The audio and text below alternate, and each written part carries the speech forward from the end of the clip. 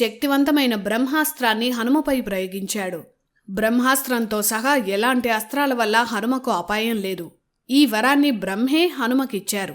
కాని ఇంద్రజిత్తు ప్రయోగించింది బ్రహ్మాస్త్రం కనుక ఆ బ్రహ్మదేవుణ్ణి గౌరవిస్తూ హనుమ ఆ అస్త్రాన్ని గౌరవించి లొంగాడు.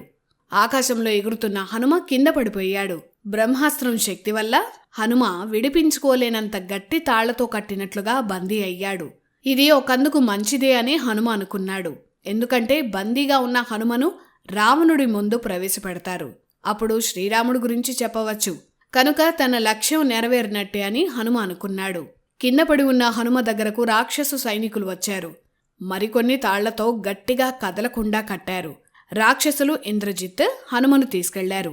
రావణుడి ముందు ప్రవేశపెట్టారు. అశోకవనాన్ని విధ్వంసం చేసి 1000 మంది రాక్షసులను ఒంటి చేత్తో సంహరించిన హనుమను చూసి రావణ సభలో అందరూ ఆశ్చర్యపోయారు. ఈ వానరుడు ఇంతటి అల్లకల్లోలం సృష్టించాడా అని ఆశ్చర్యపోయారు.